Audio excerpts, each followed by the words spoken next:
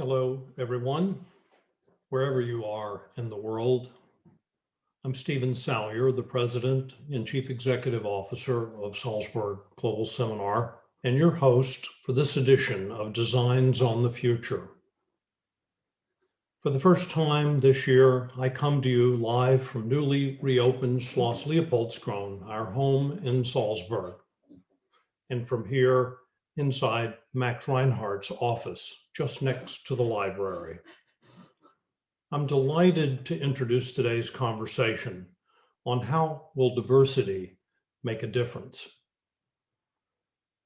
That delight, however, is tinged by sadness today, given the sudden passing last Friday of our dear friend and colleague, Edward Mortimer, our Senior Vice President and Chief Program Officer from 2007 to 2011, and Senior Program Advisor until last week.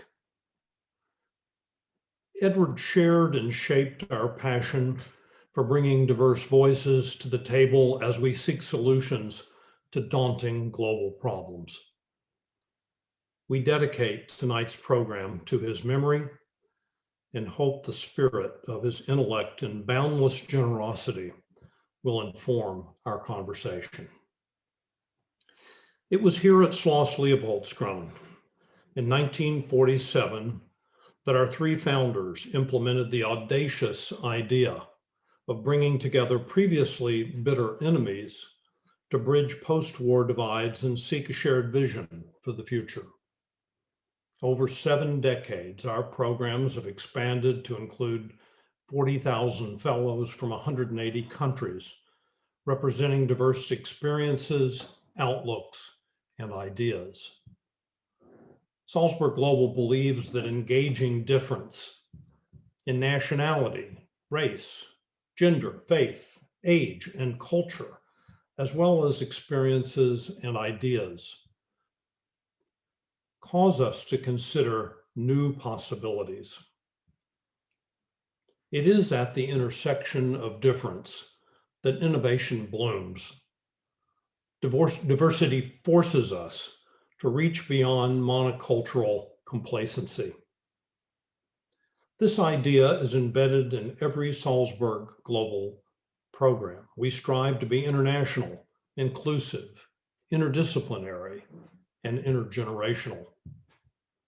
We are today examining every facet of our work and culture to make sure that we do all we can to embrace and model diversity, equity, and inclusion. Beyond diversifying our staff, our board of directors, and our fellows, we seek to encourage others to wrestle with transformations in their own institutions and societies. We seek to advance social justice through this encouragement and by example. Today's webinar is part of that effort. On that note, please let me now hand over to my colleague, Dominic Register, our Program Director for Education and the Future of Cities, who will introduce tonight's speakers and be moderator for their conversation. Dominic, over to you. Thank you, Stephen, and welcome back to Salzburg. And a warm welcome to everyone joining us from around the world for today's Designs on the Future webinar, How Will Diversity Make a Difference? We are interested today in looking at why diversity is not just the right thing to do, but it's also the smart thing to do. Now, as you just heard from Stephen, as an institution, Salzburg Global is deeply committed to diversity and always has been. We've always tried to use the platform that our work creates to bring together people with very different experiences and ways of seeing the world. And we believe that this is a key component of the development of new ideas and new solutions to existing challenges. We have 2 outstanding speakers with us today who both have a huge amount to contribute to this discussion, and I'm really excited to get into the conversation in a minute. We're at this remarkable time in human history where there is both more potential, but simultaneously more risk than there has almost been at any other point. The past year has seen the wholesale disruption of the pandemic happen concurrently with long overdue national and international attention to racial equity, an increasing rise in populism, and in many parts of the world, an escalation of left versus right culture wars. And looming over all of this is the climate crisis. The ability to identify, to design and apply diverse approaches will be key to developing solutions to the genuinely existential challenges that lie ahead this century. There are an enormous number of individual, institutional, and international examples of the diversity dividend, and evidence shows that varied teams make better decisions. The application of insights or approaches from one discipline create the breakthrough in another, and diverse portfolios yield better returns. And yet, increasingly, despite the widespread understanding of all of these different manifestations of the advantage of diversity, it has become a polarizing topic caught up in left versus right culture wars. We need to bridge this culture war divide and better understand and communicate why and how diversity will make a difference and help find the solutions to our common problems. And to help us to do that today, we're joined by two excellent guests, Pallavi Iyer and Victor Mayer-Schönberger. Pallavi is an award-winning journalist and currently deputy editor-in-chief of the online magazine The Globalist. She has worked as a foreign correspondent for over 2 decades, reporting from India, China, Europe, Indonesia, and Japan, as well as living in the UK, the US, and currently in Spain. Her books include an exploration of contemporary Europe's challenges, New Old World, and her latest book, Orienting, is an exploration of Japanese culture and will be published in a couple of weeks in July this year. Victor is Professor of Internet Governance and Regulation at the University of Oxford and a longtime Salzburg Global Fellow. Also the author of many books, including most recently Framers, Human Advantage in an Age of Technology and Turmoil, which helps to make the case of why our diversity, whether in culture, experience, or thinking, helps humanity to find better solutions. So welcome, Pallavi and Victor. The program today will consist of approximately 25 to 30 minutes of conversation with Pallavi and Victor. And we're going to talk about the application of diverse thinking at a macro, sectoral, and individual level. And I will then hand over to my colleague, Louise Holman, who's with me here in Salzburg, who will manage the question and answer part of the webinar. If you would like to pose a question to our speakers, then please post it in the chat. And if your question is selected, one of our team here in Salzburg will contact you to see if you'd like to ask that question in person or if you'd like Louise to ask it on your behalf. If you want to make a comment on anything that's said, then we would also welcome that in the chat. Please make sure that questions and comments go to all panelists and attendees so that everyone can see them, and engage with each other as much as you like. But please keep in mind one of our mantras across all our work, which is to be tough on the issues, but kind on each other. So Pallavi and Victor, I'd like to open with a question about responses to the pandemic, if that's okay. Pandemic is obviously top of mind for a great many people around the world. These responses have been varied in their effectiveness, to say the least. Pallavi, you were in Japan when COVID first struck, and the response there, the reaction there was very different to the reaction in a lot of Europe. So I would love to hear some of your observations and reflections about that, and then what it can tell us about the value of applying diverse approaches to big challenges. Absolutely. Thank you so much, Dominic, for that wonderful introduction. And thank you to the Salzburg Global Seminar for inviting me to talk about this important and interesting topic. And as you mentioned in your introduction, Dominic, over the last quarter of a century, I've become somewhat of a practiced peripatetic, having lived in 8 different countries and 9 different cities. And, you know, I've learned a lot about diversity during this period. But what I'd like to say straight off the bat is that, first of all, what I've learned is that diversity exists. And this may sound flippant, as in, of course it exists. But what I'm getting at is that while, you know, we're all human and share certain traits and some responses in common, there is genuine diversity at both the individual and the national or societal levels at how challenges are approached, how they are conceived of, whether they are in fact seen as challenges or as opportunities, and then whether, you know, what kind of solutions tend to be favored. And the reasons for these divergences include both material circumstances, for example, how rich or poor a nation might be, what the number of the population might be, what kind of infrastructure they might have or not, as well as cultural history or non-tangibles like religious background and so on. Coming to the pandemic, it really was interesting that I was in Japan when it first sort of came to global attention, say towards the end of January and February last year. Because if you think about it, Japan in many ways is really a country that's almost built to withstand a pandemic. Because long before coronavirus became part of the standard lexicon, social distancing and wearing masks were kind of Japan's superpowers. When I moved to Tokyo in 2016, I remember being surprised at taking the metro and always coming across rows of commuters looking as though they were manic surgeons on the loose, because they were always masked, sitting opposite me, sort of staring into their mobile phones. And it almost seemed quite dystopic at the time. And then often I would realize that there'd be somebody sitting next to me, but if somebody next to them moved or got off at a metro stop, they would get up and leave a sort of seat between me and them. And I wasn't sure if this was because I wasn't smelling pleasant, whether this was racist or not, but this is this kind of proto-social distancing that, many Japanese practiced long before we had COVID spreading around the world. What lies behind this tradition of mask-mindedness in Japan? I think the obvious answer is, of course, that in Japan, the public has long had a kind of heightened awareness and concern for health and hygiene. And if you look at its historical antecedents, you can trace it back to the so-called Spanish flu in the early part of the 20th century, leading on to a massive earthquake that they had in 1923 called the Great Kanto Earthquake, which filled the streets of Tokyo with so much smoke that people started to wear masks. And then on through different pandemics, including most recently SARS that we had in 2003. But there was also something cultural about it, because ultimately there was a kind of circle of mutual respect that developed between individual and society, so that those with coughs and colds would normally wear masks so as not to infect others, and healthy people wore them so as to lessen their chances of being infected by the sick. And the practice of mask wearing was not just premised on the individual's duty to protect family and community, or even a general sentiment of respect for other people's health, but also with helping out the national economy, because it reduced the levels of sick days or sick leave that was taken from work.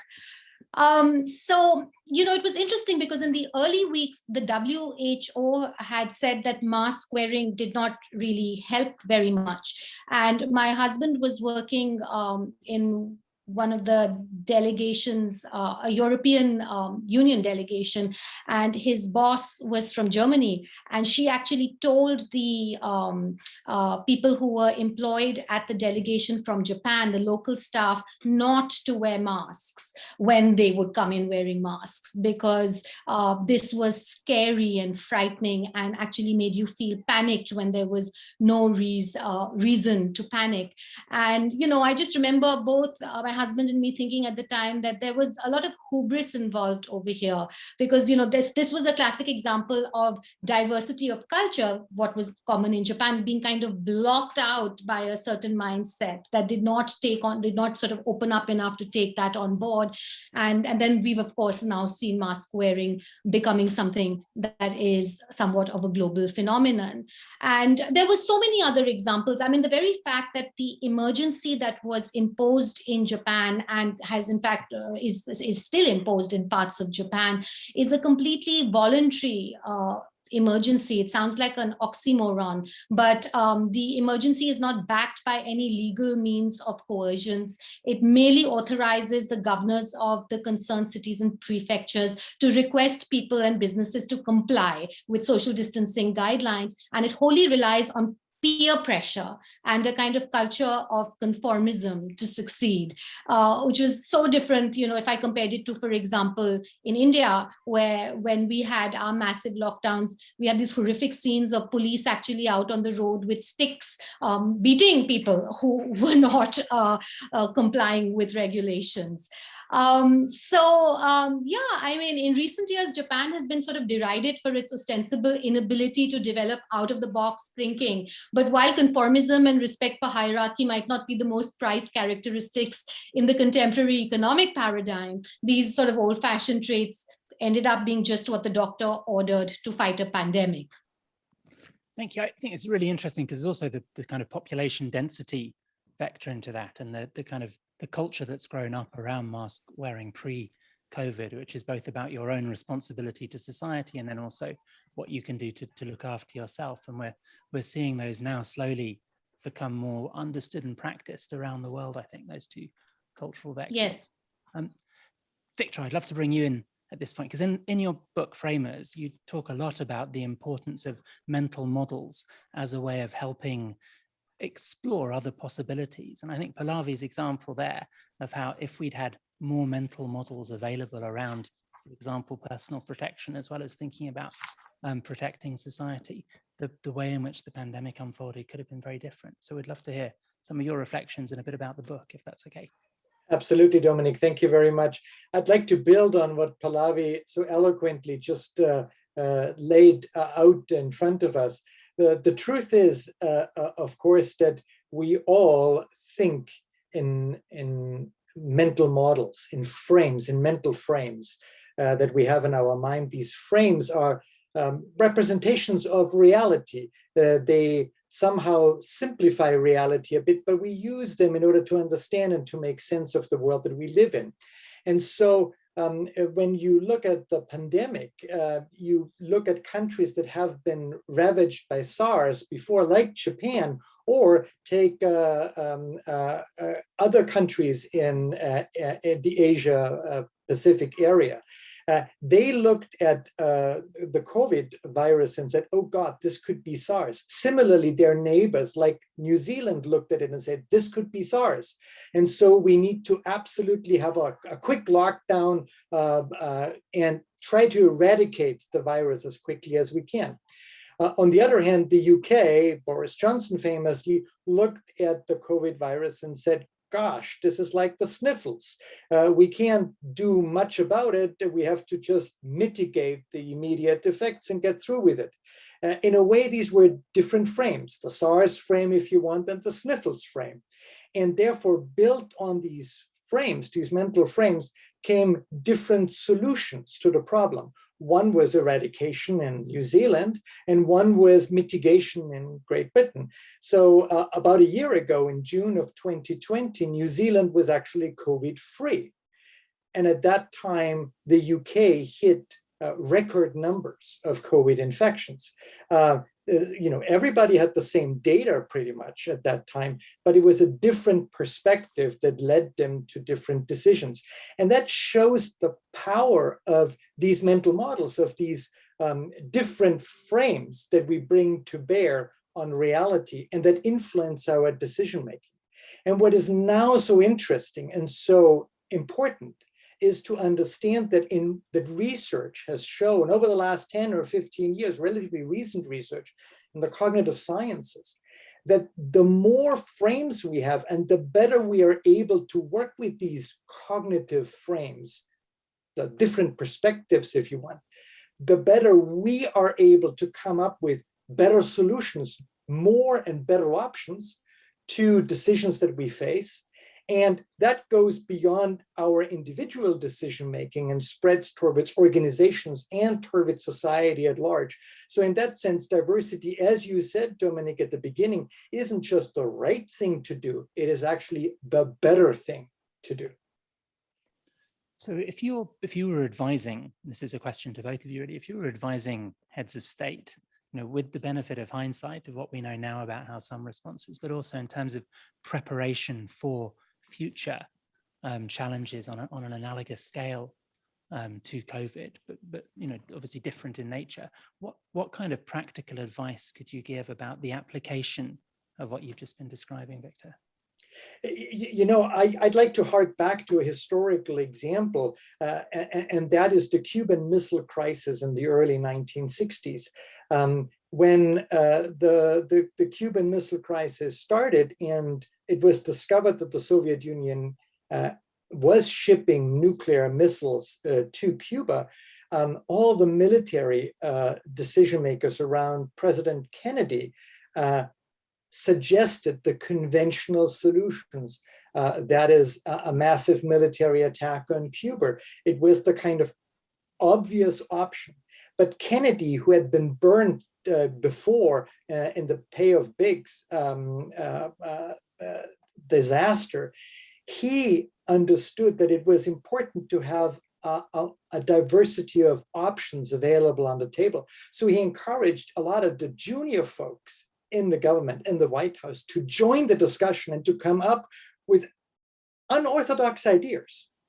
And one of those unorthodox suggestions was to actually have a quarantine and try to offer the Soviet Union a face-saving deal by basically taking the US missiles out of Turkey. They wanted to take it out of it anyway, but the Soviet Union didn't know, and offered that in return for the Soviet missiles being taken off from Cuba. It's this kind of unorthodox thinking that organizations need around the table, that societies need. You call it sometimes the court jester, you call it the corporate Cassandra, as the former Intel CEO did. But these people perform an incredibly important function. They let us think beyond the optional, beyond the obvious, and beyond the conventional, towards new, alternative, and innovative options for our decisions. That's where we have to go, and cognitive diversity gives us the tools to do that. So yeah, I mean, I absolutely agree with everything that Victor has been saying. But I would like to take it a little bit more to the sort of national level, or the level of the nation state. And, I mean, when we're talking about diversity, when is it that we lack diversity? When is it that we end up having a single or a more blinkered way of thinking? It's often related to power relations, so that the people who end up then prevailing, or what becomes the sort of conventional way of thinking, what everyone ends up following, will be, as Victor mentioned earlier, the senior people rather than the junior people.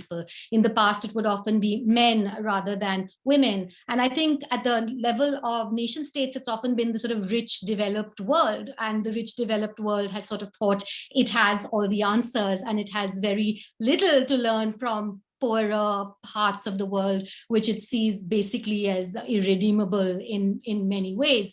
And I think that, of course, the pandemic has shown this up to be essentially an example of great hubris, and the fact that many countries in the West were shown to be as unprepared, if not more unprepared, and tackling the pandemic worse than countries that had experiences with viruses, had experiences with these kind of high-risk events, which I think for many people in the West thought was something of the past. This doesn't really happen to us. This can't really happen to us. I mean, the importance of diversity is that it helps to mitigate some of those dangers of that hubris and that arrogance that kind of comes into any power structure where one way of thinking becomes the dominant way of thinking. And I think that you'll find plenty of examples where sort of rich, developed countries of the world could learn a thing or two from the so-called global South, not just in terms of viruses, although there is that, because viruses are more prevalent in the global South, but also in terms of, for example, more cost-effective innovation. I mean, if you look at a country like India, we have something called Jugaad, which is, essentially resource-constrained innovation, which can often lead to surprisingly effective, quick solutions, which are good in a flexible, which are very good for an environment that needs a lot of flexibility and is changing very quickly. But even on other elements like, for example, multiculturalism. I mean, countries like India and Indonesia have handled multiculturalism for most of their history. And yet when, for example, Europe is struggling with its own problems with a more diverse ethnic and religious makeup, they would never sort of look at a country like India or Indonesia for not necessarily solutions, but perhaps experiences. And so, yeah, I mean, really, I think that it is that mitigation of hubris and arrogance that diversity is really crucial to. So when you have, a particular approach or way of using diversity as a tool for conceptualizing a problem, but it's very grounded in a specific societal tradition or, a particular culture from one country, have you seen examples of where that can be transplanted and used in a different cultural context? Absolutely. I mean, I certainly think that people can learn, you can't sort of become, an apple cannot become an orange cannot become an apple just because somebody thinks it's a good idea. But, I think ultimately as human beings, as I mentioned earlier, there is a lot that we share in common. And so we are not apples and oranges. We are more like two different species of apples or two different species of oranges. And there is a lot of learning that has taken place historically across cultures and civilizations. And there's been a lot of cross-fertilization. I mean, for example, India is has been the birthplace of Buddhism, which ended up becoming profoundly important in China, in East Asia, in Korea, in Japan, as well as Southeast Asia. So it was, and similarly, there's been the spread of Christianity, there's been the spread of Islam. Certainly ideas can travel and be transformational. The point is that it's sometimes difficult to, just sort of choose and pick. So for example, if you are comparing India and China, I remember people would say that they would both be so much better if only, India could have China's infrastructure and China could have India's freedoms. But it's not as simple as being able to cherry pick like that. But there are definitely learnings. For example, we have in New Delhi, we have learned a lot from the Japanese when it comes to running the metro. The Japanese built India's metro system, but they not only built the hardware, they also sent people to train Indians. And as a result, it ends up being far more punctual and generally works far better than almost any other similar project works in the rest of India. And this, I think most of the people who were involved in the project say had something to do with the Japanese training that they received and the fact that they, for the first time, were exposed to a system in which, wow, this is actually possible. Trains can arrive on time. That's a brilliant example. And I'd now like to move on a little bit from thinking about national examples to maybe about cross-sectoral or in different disciplines. And Victor, you've got some really compelling examples in the book about how the application of an approach from one discipline leads to a really compelling insight in a different discipline. I wonder if there's a couple of examples that you could highlight now for us. Sure. But let me just also provide an example from the context of business. There's a guy called Joel Bodolny, who was head of the Yale Business School. And at the business school at Yale about 15 years ago, he said, we need to do better than what we are doing there. And he introduced an idea that every classroom had to have two teachers teaching it, to provide two different views, to provide a diversity of viewpoints inside the classroom. And it was a very radical, in a way, concept, but it was also very good because the students were exposed to a broader sense, a more comprehensive, I guess, sense of views. And he was noticed by a guy who had started a very innovative business, had become extremely famous, but now was deadly sick and dying, Steve Jobs of Apple. And Steve reached out to Joel Podolny and courted him and said, please come to Apple and start Apple University there. Why? Because the biggest fear that Steve Jobs had for Apple was that Apple would become less diverse, that there would be a single frame of truth in a way, emerging inside the organization, much like in a society there can be a single form of a single frame of truth, and in communism or in capitalism and liberal Western democracies emerge. And that impoverishes the richness of ideas, the richness of perspectives. So Podolny's charge by Steve Jobs was to ensure through that Apple University that there is friction, diversity and friction inside the organization at lots of levels, so that the best ideas possibly make it forward.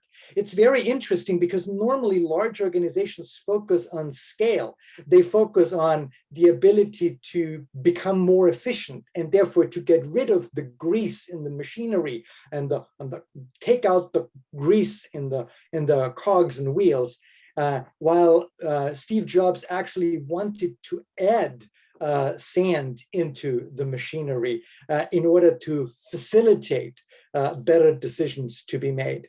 And that's very interesting to me because we see diversity in so many business contexts today, not again because it's the ethical right thing, but because it produces better results. It's in the interest of the business to produce better results, and therefore it's in the interest of the organization, much like it is in the interest of society. In Germany, for example, in the early 1960s, there was a huge influx of Italians, and in the late 1960s, there was a huge first influx of Turkish people, Turkish migrant laborers. What is interesting is that they really started a lot of their own businesses, but they also brought a lot of new ideas into manufacturing, into German business life and the business economy. And therefore, when you look at it, you saw a diversity dividend. That's the kind of diversity dividend that we get out of instilling cognitive diversity. And one way of doing that is by bringing different cultural viewpoints together. That's very interesting. And, it's sort of, some of this reminds me of Jainism. Jainism is a religion in India. It's an old religion that was sort of coterminous with Buddhism.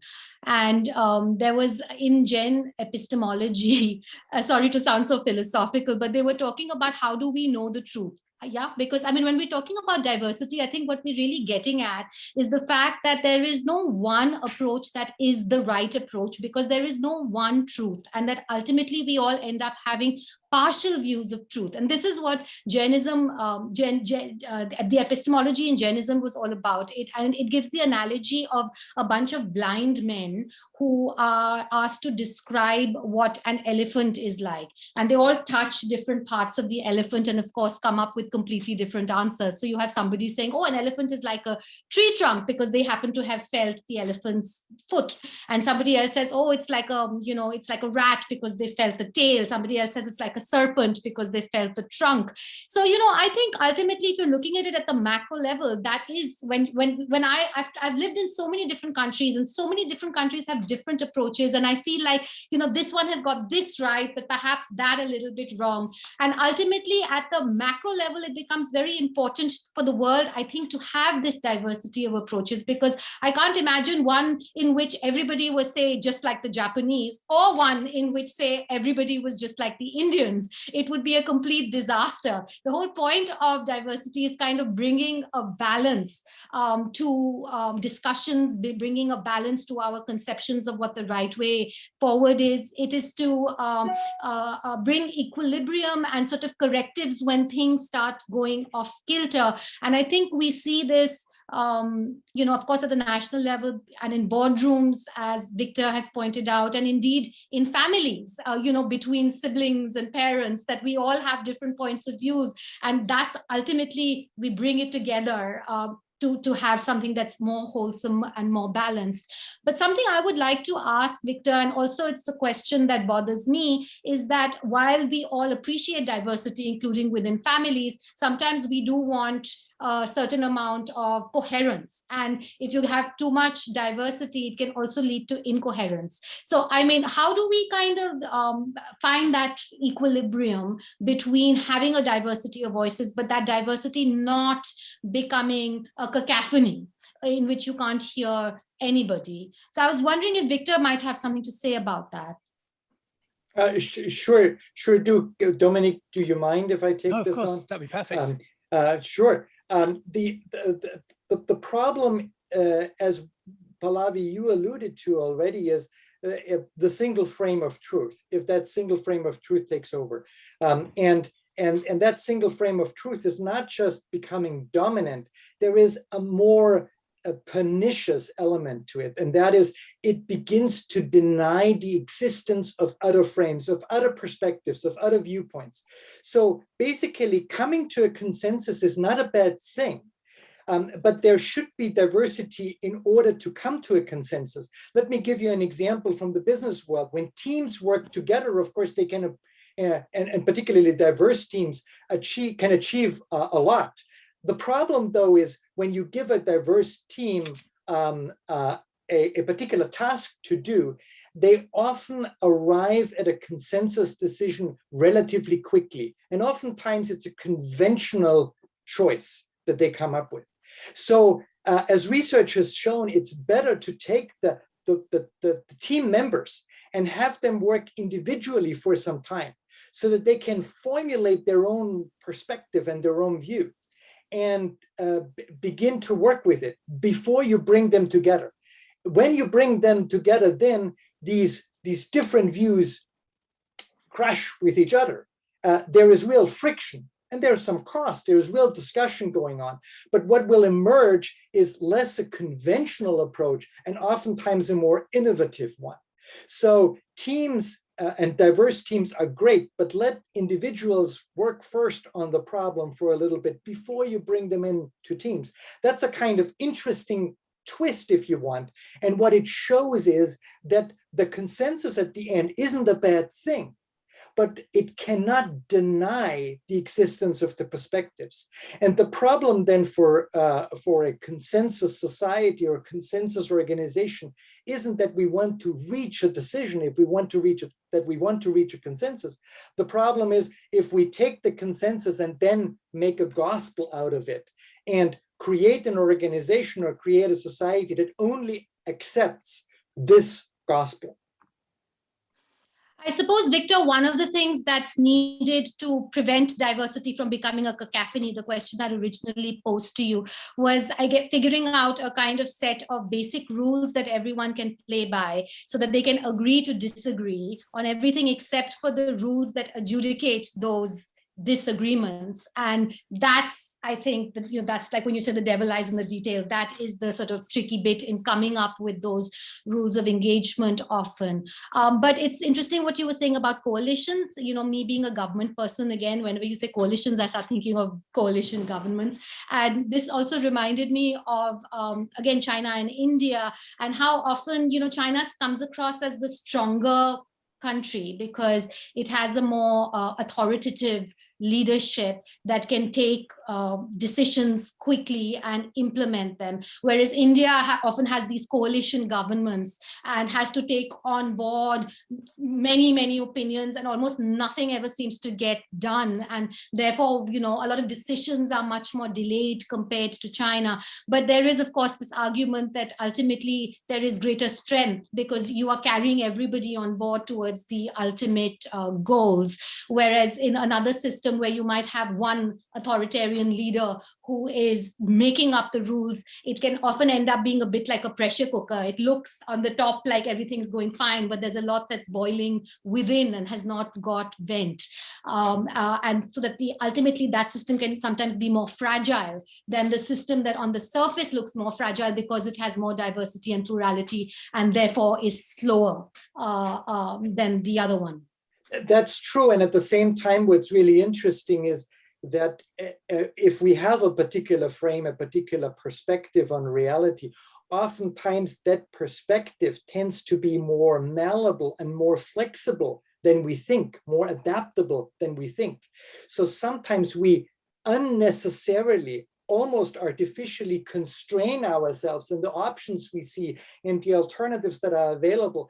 And in fact, if we would play around with our mental frame, we would be able to do much more than we actually are doing. So we are, in essence, undervaluing it. and undervaluing the perspectives that we have.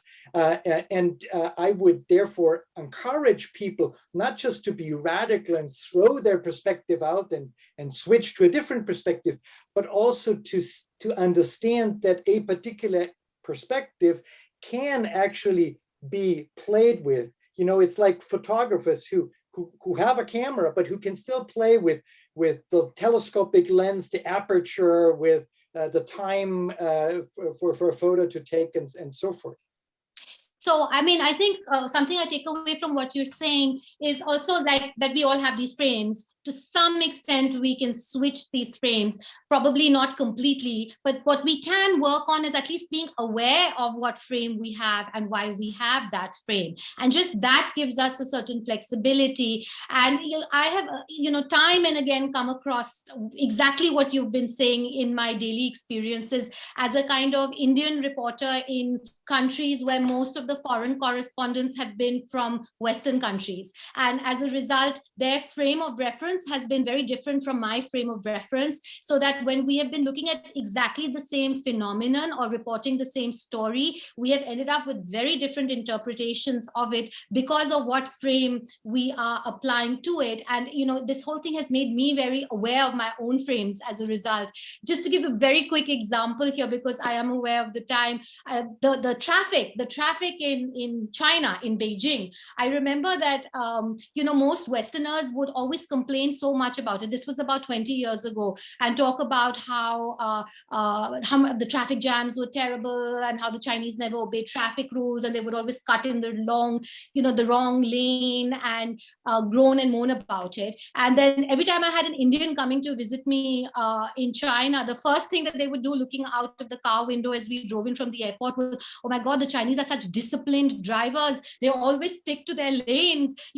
There's no honking. I mean, what is with them? Do they get fined? What's the punitive background to such order on the roads? And it was hilarious how Indians saw order where Westerners saw chaos when we were looking at exactly the same phenomenon, which is a very neat example, I think, of what you were talking about, these frames.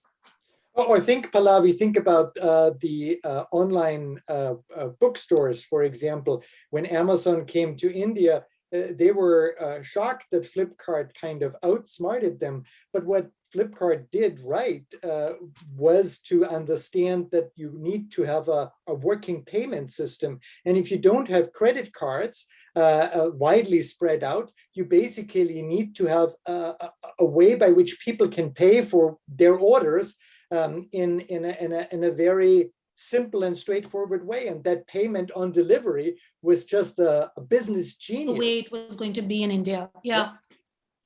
I can see from the chat that there are an enormous number of questions coming in for both of you. And you've clearly sparked a great deal of reflection and thought. It's been fantastic hearing your opening reflections. Thank you so much. I think we've had some really great examples about the value of diversity at a national framing level and in different aspects of business, and then at the familial level. But I'm now going to pass to my colleague Louise, who's going to take us through the Q&A for the next 45 minutes or thereabouts. Yes, indeed I am. I'm sorry to interrupt that brilliant rapport that was going on there, but we have had loads of questions coming in, so I'm excited to bring in the first few questions. Our first fellow who's going to be joining us is Paula Bezerra de Menezes from Brazil. She's a lawyer who was part of our New Models on Intellectual Property program a few years ago. Paula, are you ready to pop in and stage your intervention for us? Yes, I'm ready. So my question is, some people are overtly against diversity. To make a link with Victor's presentation, they fit one frame or do not see or are not willing to see beyond that. My question is then, what type of communication, action, or policy, if any, is effective to reverse this kind of prejudice? And this is followed by another one, which is very much related. We also know that some people bear unconscious bias against diversity, inherited culturally or absorbed from society, which plays a very important aspect on people's behavior to refer to Pallavi's presentation. So is the same type of communication, action, or policy used to reverse over prejudice applicable in this case of unconscious bias? Thank you very much. I'm happy to take that, but Pallavi, please feel free as well. I think this is an incredibly important issue that you're bringing up, because there is, of course, prejudice and bias out there against diversity. Now, I am an academic, so I think that we can rationally talk to people, at least to an extent, but not through by coming to them through an ethical lens, or making an ethical argument, or making a value argument, but really making the argument that I tried to make earlier on, and saying, look, we all face decisions, lots of decisions every single day. And as we make these decisions, what is important is not which of two bad options we choose, but what is really important is how we come up with three better options that we didn't think about in the first place. So the problem is less what to pick about two really bad options. The challenge is to come up with better alternatives. And that is where research has shown cognitive diversity is important. Now, then people might still say, but cognitive diversity doesn't mean cultural diversity or societal diversity. And there is some truth to that. But when we look for cognitive diversity, cultural diversity is a good proxy. It's a good first approximation for it. There is a very interesting research that's been done in Norway, where because some companies were unwilling to diversify their boards and to have women on their boards, were mandated by law to diversify and to put women on their boards. So they were latecomers to the diversity game. And then they grudgingly added some women board members. It didn't do them well in the end. Why? Because the women that they chose, among other things, were culturally very similar to the males that were already on board.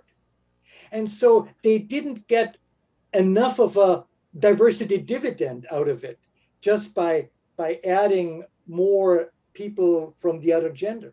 And what Pallavi, I think, has so highlighted so eloquently is that as we bring broader diversity, and not just a little bit of diversity, but broader diversity to the table, we actually are able to gain a bigger diversity dividend. Now, some people may say, that's okay, that may be the case, but if the going is easy, if everything is efficient and so forth, why should we add more cost to the system? Why should we add diversity that will be frictionless and bring cost to the system? And the answer is that all over the world, we are now facing relatively severe challenges, whether it's social inequity, whether it's environmental degradation and environmental warming and global warming, whether it's questions like the coronavirus and the pandemic. And whenever we need to pretty radically come up with better solutions, the diversity dividend is far bigger and greater than the actual cost that the friction brings about. If I may quickly also sort of jump in, like I said earlier, Paula, I agree that, it's not that easy to get people to always see the benefits of diversity. And that is often because this is also caught up with issues of power. And, if you have a non-diverse prevalent view, that prevalent view usually comes from a group or an individual that has been powerful and is sometimes loath to give give that up, because if you were to increase the diversity, then the relative power of that particular group or individual would obviously be diluted, because suddenly there are more people at the table, more people whose opinions count.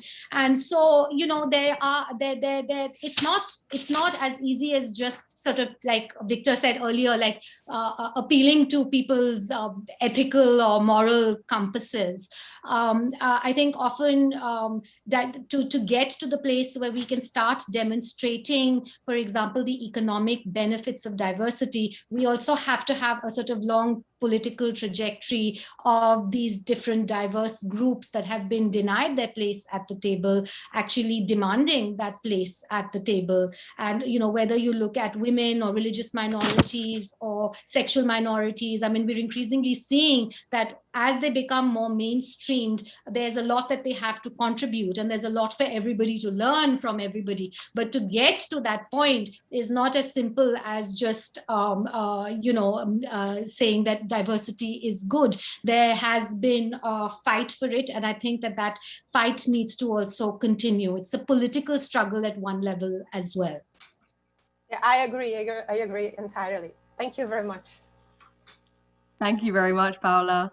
Our next question comes from a fellow of ours who is unfortunately unable to join us because of the time zone. He's based in Myanmar. Wilson John Barban sent this through to us ahead of the program. He wanted to know, with the role, our present obviously shapes the future, and our kids today will be that future. Victor, earlier you touched on how, to sort of like bring in this kind of diversity of thought at the university level, but how can we actually bring in this kind of appreciation and understanding of the true utility of diversity in the younger portion of our cultural education system, especially in early childhood and high school? What sort of practices are we seeing where we're building this kind of appreciation and embrace of diversity in this next generation? Victor or Pallavi, either of you who want to go for that one first? Victor being the professor, I'll let him have a first stab, but I do have some thoughts as well. Okay, so let me then just prepare the stage for Pallavi to come in, and by saying that our kids from the age of toddlers already actually know what to do implicitly, inherently. So just think about it. When they engage in pretend play, whether they play kind of shopkeeper or where they play doctor, when they engage in pretend play, for a long time, the expert thought that this was preparing social skills, social interactions. But as it turns out, and as recent research has shown that we detail in our book, that's actually only half of it at most. What the kids really do as they engage in pretend play is to imagine a reality, a world that isn't yet there. They ask the question, what if? They play the game of life a couple of moves ahead. And so they think, what if this was the case? Or what if that was the case? And that is the kind of what if thinking, the kind of diversity, mental diversity that they are training themselves and honing and practicing at the early childhood. The real problem is we give up on that later on in education, where we try to instill a single frame of truth, mostly in people. And later on in life, we stop honing our skills. With every fiction book we read, every novel we read, with every theater play we watch, with every movie we go to, with every video game, if it's a good video game we play, we actually hone our ability to imagine a world that doesn't exist yet, and therefore to see options that are not there yet. If we are challenged by all these problems in the world, this is the kind of stuff we need to do more. We need to be more cognitive foragers, if you want, and our educational system need to be radically reformed. Let me add one more example for that. Elon Musk and some of his people at SpaceX, the company that shoots satellites into space, they started their own school. And now people who were involved in this also have gone online with the school concept and have sort of rolled it out worldwide. And the idea behind this is to teach the young kids not a canon of truth, you know, like these are the 10 rules you need to learn by heart, or this is arithmetic and algebra, but to teach them a repertoire of mental models, a repertoire of perspectives to look at, and essentially to help them develop a diverse tool set, a diverse mental tool set that they could apply, because that's what the next generation will need. And they better get this kind of tool set. I, in fact, signed up my own son to this. They better get this tool set because I am incapable of solving the problem. So I need to rely on the next generation to do it. Pallavi, what are you seeing happening? Yeah, you know, I mean, as the mother of two relatively young children myself, a lot of what Victor says has resonance. And I mean, I can say for a fact that the children are sort of born with an openness to diversity, and it is, they basically learn the boundaries and the borders as they grow up. It is not there in the beginning. My kids have had very bizarre experiences because they're half Spanish, half Indian. One was born in China, one was born in Belgium, and they grew up in Indonesia and Japan, and now are in Spain. And you know, for the longest time, I remember never being able to get much information out of them about their friends. I was guilty of wanting to know where their friends came from, right? So like they would be in these international schools, and I would ask my younger one, oh, so you know your friend Jacob, where's he from? And he would say, I don't know. And then we would have this like, you know, long conversation where we're trying to kind of get clues without feeding him too much. Like I didn't want to say, you know, is he black or brown or white? So I would ask all these other kinds of questions, trying to figure out where on earth this Jacob was from. And then at some point, Nico might say something to me like, oh, I think he's from Korea. And I'd be like, oh, okay, fine, he's from Korea. And then when I would meet the famous Jacob, he would end up being some kind of blonde German. And, you know, it was hilarious to me because like Nico, my younger son, Nico, just had no concept of, you know, what someone Korean really kind of looked like or what. I mean, I guess he did, but it's not something that really was up front. And I think the case with this particular Jacob was that at some point they had lived in Korea. And so he used to bring Korean snacks to school. And to Nico, this was the overwhelming thing of importance. So it's really interesting how we learn so much about, you know, what differences really are, how we end up categorizing people. But I mean, ultimately, I think there is no escaping the fact that, you know, all of these are sort of social constructs. We learn them, and therefore the educational system becomes extremely important to diversity from a very young age, and literally what we are taught.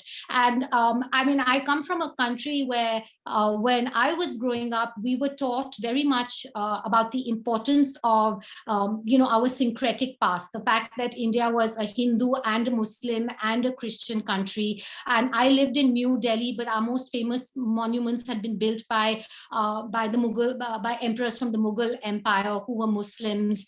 And you know, I took a great amount of pride as a result in our syncretic, diverse, pluralistic, multiple past. But there are political programs that are currently in place that are changing that and are literally rewriting history. And I think what young people end up learning today in school is very different. They are sort of learning about a sort of glorious past that you had that was destroyed by certain conquerors that came, and we now need to be able to reclaim that. And obviously, if a child is learning that in school, they're going to come across with a very different sensibility to say, for example, the sensibility I had. So, you know, who's writing those textbooks? What is actually being taught in school? I mean, it's extremely important. And this is something.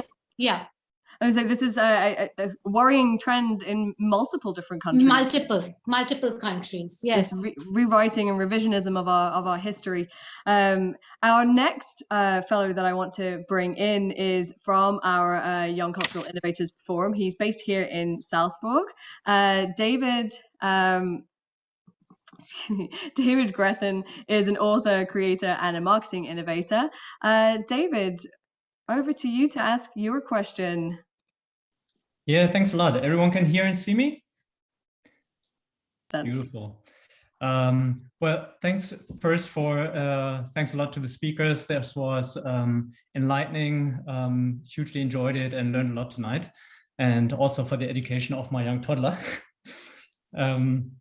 Well, my question, I think it's foremost a question towards Victor, but obviously very happy to get both views.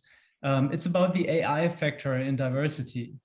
We live in a time and age where diversity goes beyond human diversity, and it's very likely, and already happens, that teams will be well, supplemented with artificial intelligence. So how do you see the role of artificial intelligence in the context of diversity? Can the debate even be conducted meaningfully without thinking about AI? And what changes in the discourse? So I'll take that on. This was thrown at me. This was thrown at me. Thank you very much, David. There are people, and perhaps a growing number of people around the world, that hope for AI to take over because their fear is that our human decision-making is so biased and is so prejudiced that, in fact, we need a rational machine to make the decisions that need to be made. Perhaps disinterested decisions that need to be made.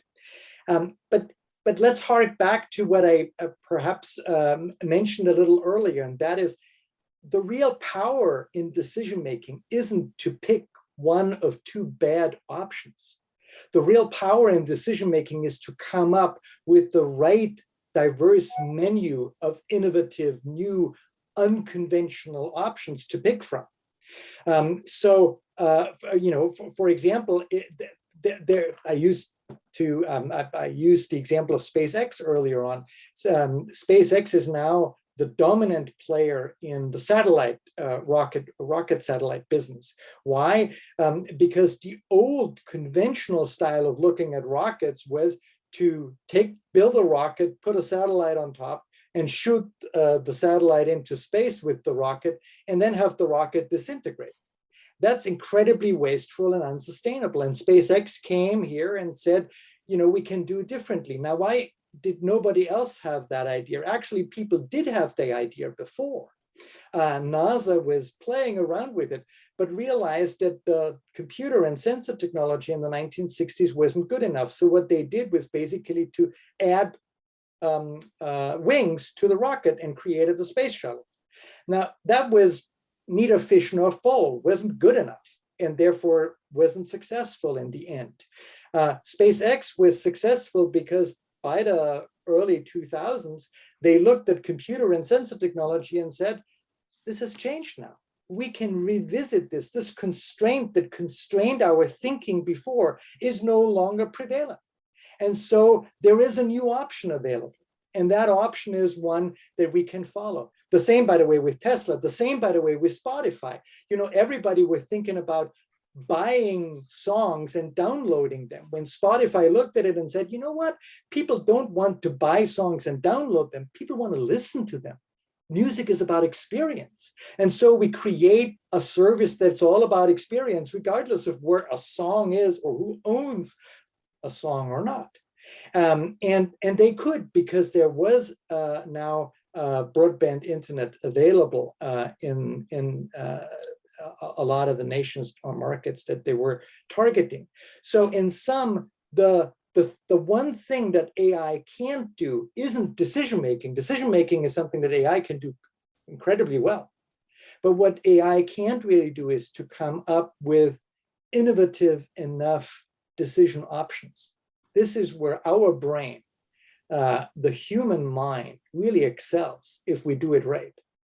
The conventional options that we often grasp onto are not the right answer. We are only, as humans, able to maintain our place at the table of evolution if we really use our framing capabilities, our cognitive role to see what yet doesn't exist, and then weigh it and potentially try it out. And so AI is really helpful for making a decision, but it's not helpful for preparing a decision. I suppose it also depends on what kind of AI we're talking about and how far in the future, right? I mean, I'm not any AI expert, but I hear frightening things about AI being able to be sort of unpredictable and out of the box and creative almost, things that we uniquely consider to be human traits. And I mean, this is not something I know enough about, but what I would like to quickly refer to is the particular case of Japan, which is interesting because it's a relatively homogeneous society that has been very against the idea of immigration because they believe that that diversity would be damaging to the social fabric of Japan. As a result, they have very little immigration compared to other rich countries, and they take in almost no refugees at all. But they have a demographic crisis, and they don't have enough young people. So there's always this problem about what are you going to do if you don't want to allow immigrants in, but you don't have enough young people. And then they always say, well, we'll have the robots. So it's going to be the robots that are going to do all the labor. So far, it has proven not to be the case, and it has not turned out to be successful. One of their biggest problems is that they have a growing number of elderly people in old age homes, and they do not have enough care workers and nurses. So that would be the immigrant population that they would need partly. And they've been trying desperately for the last 10 years to work on these robots that would perform that kind of care work.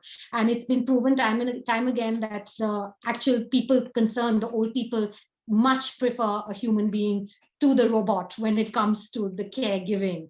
And so they haven't actually got as far with the caregiving robots as many people in Japan would have liked to. So yeah, I mean, I don't know whether, I mean, if you look at the case of Japan, at least it's opening towards immigration, despite all its shortcomings, and despite the fact that it is a society that is more open to robots and artificial intelligence than many other societies culturally.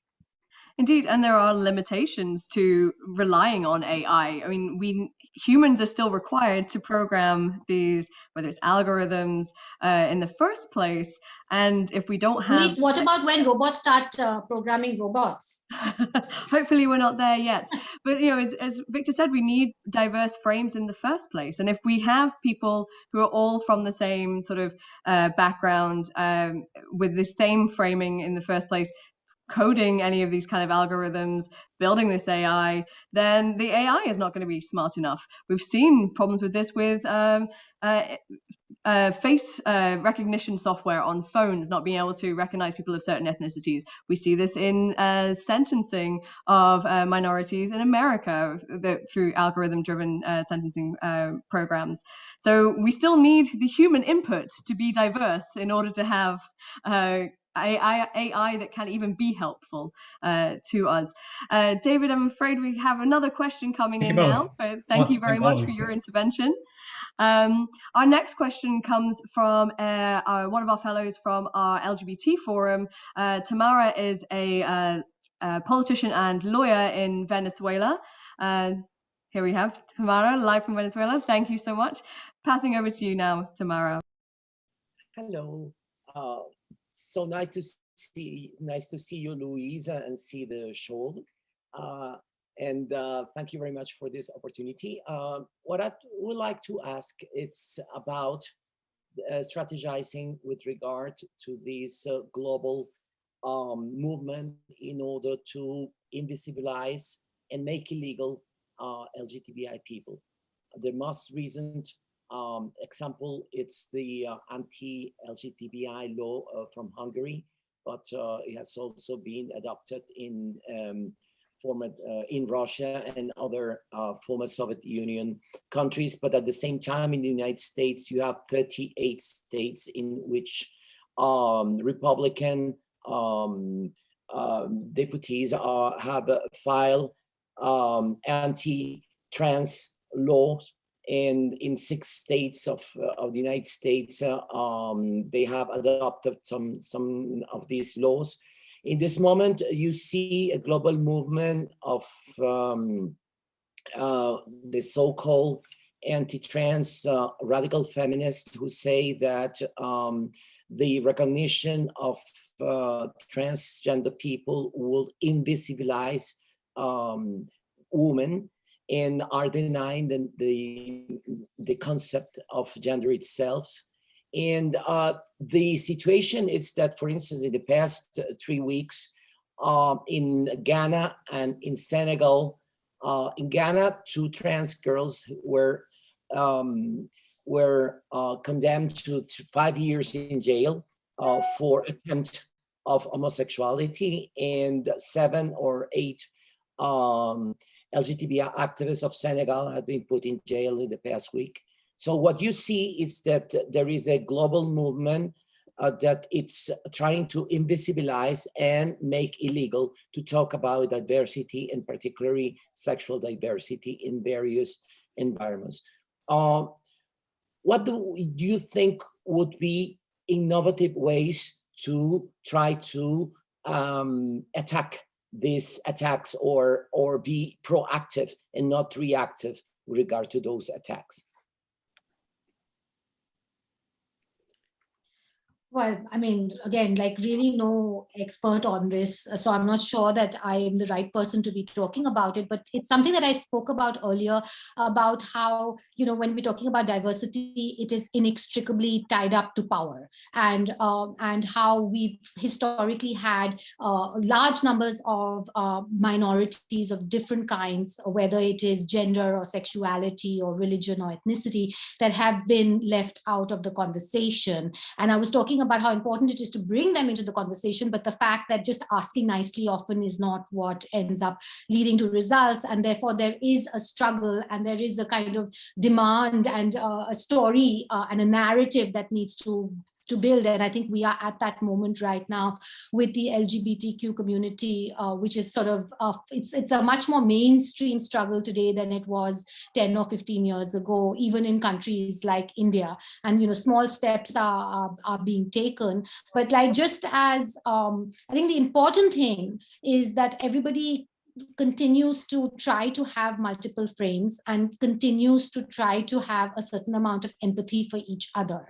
And that when one is talking from a single frame, the danger ends up being that then one is not listening to other people. There are concerns across the what you were calling the radical feminists or whatever. I mean, there are people who have concerns. To just say that they do not exist, I don't think would help the conversation either. The point is over here to open up dialogues and to really allow as much diversity of opinion that there is out there, to then ultimately come up with the best solutions for everybody to move forward.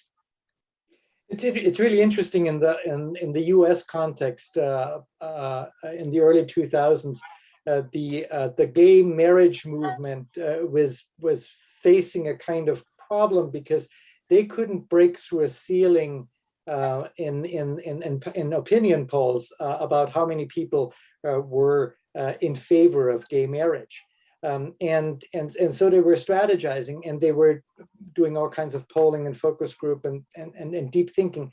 And what they realized was that they had framed the issue the wrong way. They had framed it as a liberty issue, as a freedom issue, the freedom to choose your partner.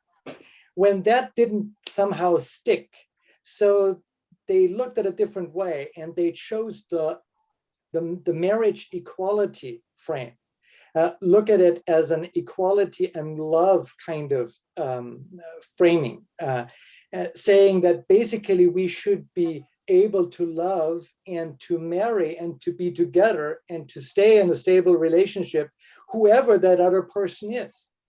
And that was something that heterosexuals who had been opposed to gay marriage on a liberty kind of dimension, a liberty frame, suddenly began to understand, because that's something that heterosexuals know very well as well. We want to choose our partner too, and freely.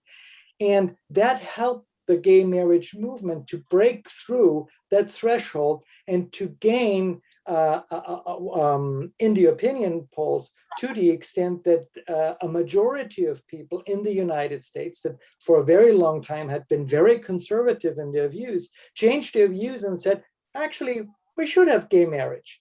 Why not? Because it's still marriage, and it's the institution of marriage that we cherish. And we undermine it by not letting some people marry. So why not permit people who are deeply in love with each other to express that affection through marriage, regardless of what kind of sex they have or what kind of gender they associate with. And that was very significant, a very significant reframing that was taking place in the US. And I wonder, Tamara, whether in the context that you put in front of us, we could also think creatively about such a reframing. Yeah, I think this point about reframing is so important, especially in the LGBT context. In Pallavi, you were talking before about the rich cultural heritage of of India and of the obviously pre-colonial existence of India. We see so much of the backlash against LGBT communities across the world being based on these colonial imports, that we need to reframe this and reclaim the pre-colonial existence of gender diversity, of diversity of sexualities. And this is an important reframing of the conversation. Tamara, thank you so much for your contribution. I want to bring on as our possibly last speaker, we'll see, we might get one more question in, a fellow from our Corporate Governance Forum and our Finance Forum, and as well as one of our board members, Chris Lee. I'm not sure if he's coming to us from Hong Kong or California, time zone wise, but Chris, if you would like to come California, on. Hong Kong will be very late. Well, we'll see. Oh, he's in Salzburg, according to his backdrop. Yeah. Chris, over to you. Oh, thank you, Louise, for accepting my questions. And in fact, I have two questions, if I may. You can see I'm a big fan of Salzburg. So first question to Pallavi. This is, about the regional differences, and your story about Japanese subway really resonated to me. And, face mask wearing, and also I think social distancing is part of the culture, right? And so, I mean, as you can see in the US and also in some European countries, I think regulations now play a big role in diversity, and laws have been put in place to basically mandate certain corporations to have X% of female on their boards, right? So I would just like you to comment on the regional difference, or maybe coming from an Asian perspective, whether this type of regulations would be acceptable in a country like India or maybe other big Asian countries. Oh, absolutely. So that's my first question to you, and then my second question to Victor will be, on this diversity dividend that you've mentioned multiple times on your talk. And so as a business guy myself, obviously big corporations and big businesses are really motivated by profit maximization, and also to your point about cognitive diversity, this makes a lot of sense to me. So as a professor, I would like you to just provide a little bit more academic works or maybe evidence to support that, this strong correlation between diversity and also a good financial performance, to your point about making better decisions, not just choosing, the least of the two evils. So first question to Pallavi, and then second question to Victor. Thank you very much. Thank you so much for your question, Chris. Definitely, I think that sort of mandating a certain amount of diversity is not is something that can work. It has been shown to work. And in a country like India, we've had it, for example, with different castes. So we've had affirmative action for depressed castes or backward castes for a very long period of time. In politics, it has been transformational. And today, if you look at the majority of India's politicians, they come from backward castes, including our prime minister. We have had presidents who have been former untouchables and so on. And a lot of this has come because it's been mandated in the bureaucracy and in the government. We've had a lot of opposition to it as well. There was backlash. In 1989, we had huge riots in the streets because there was a proposal to reserve a certain number of spaces in medical colleges and educational institutions for people from backward castes. And there were people who were saying that it should just be about whoever's the best and not about, caste over here. But in the end, the reservations actually won out. And in fact, they have usually been quite politically popular. Reservations for women are less politically popular, but there's a debate that exists, for example, for reserving 33% of seats in the Indian Parliament for women, and it's something that might be pushed through. And we've seen similar reservations at local government bodies. And, ultimately, I think these things are quite important. Laws and regulations and mandating things at the beginning help to form culture later down the road. And even if you look at the Japanese custom of mask wearing, for example, when they started wearing in the 1920s, when those masks first became widespread in the aftermath of the Spanish flu, they were mandated. They were mandated by the government. Nobody was wearing them until then. And then they made them compulsory to wear in theater, for example, when you went to kabuki, so when you went to hospital. So it was mandated, and then gradually it took hold and became a more mainstream part of culture. So often, I think when you look at the origins, they do start from certain kinds of laws and regulations if they haven't sprung up naturally from the culture itself. So I think that this is certainly something that other parts of the world, say India, as you mentioned earlier, can be open to and can fundamentally transform society over time. That's excellent. Yeah, excellent. Mm-hmm. Chris, on your second question, yes, I totally understand. I was an entrepreneur myself in earlier life, totally understand the need to really look at the bottom line, and the diversity dividend does that.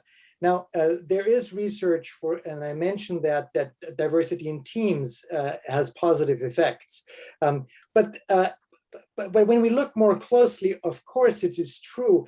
If we are not facing any novel situation, if the context doesn't change, if everything is stable and nothing is changing, then of course diversity doesn't help very much, right? Then it's just we are just efficiency driven.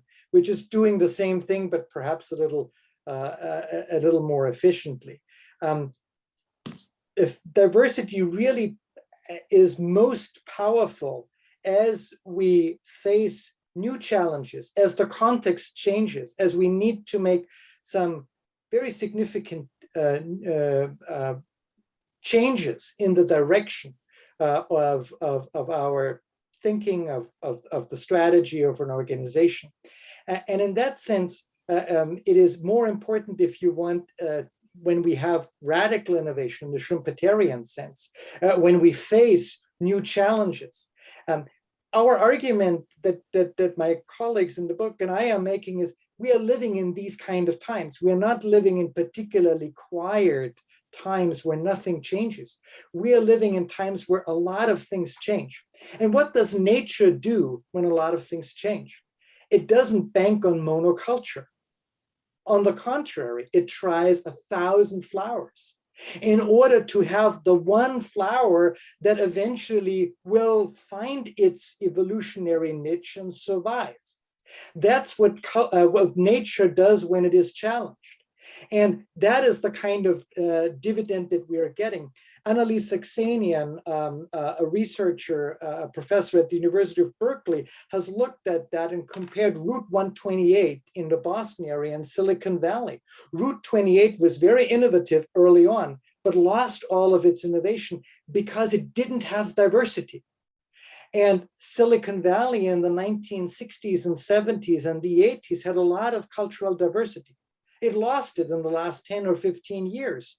And therefore, you don't see enough innovation anymore. The regional geographer, Richard Florida, and economic geographer, Richard Florida, looked at regions in the United States and then worldwide and found out that the regions that are most innovative, that have the best ideas, the highest growth, are the ones that are most diverse.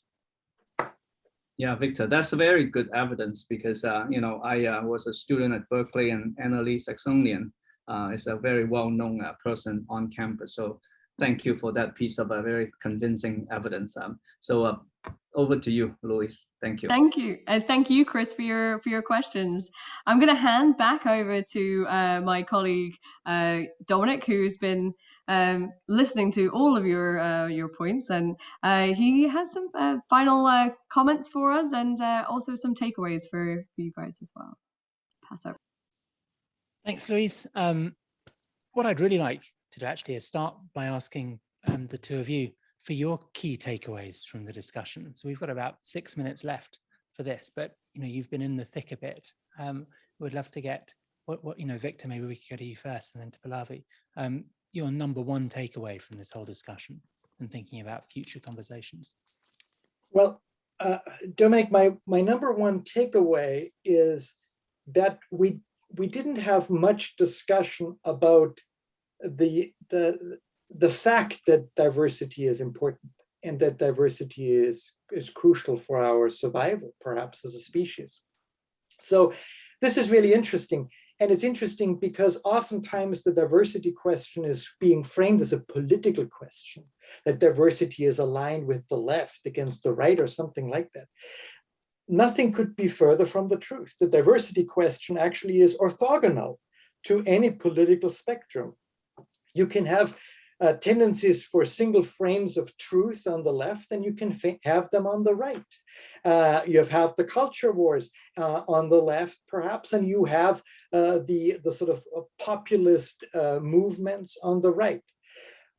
The famous philosopher Hannah Arendt, who is now seeing a kind of revival, she said that the future isn't socialism or liberalism, Western liberalism.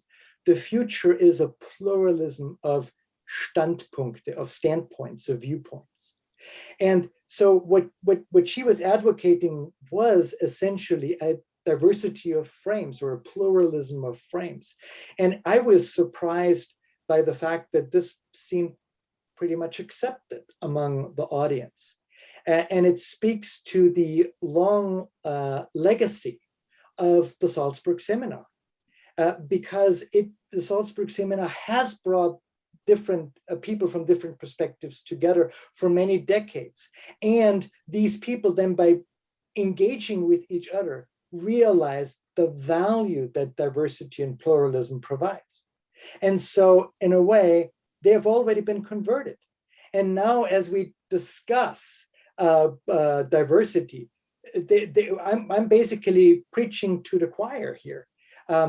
What really is important in the questions and what came to the forefront is, how do we take the idea of diversity and really implement it? How do we operationalize it? How do we make it stick and happen, not on the global level, but on the level of our individual decisions, our organizations that we live and practice and work day in, day out, our society, our communities?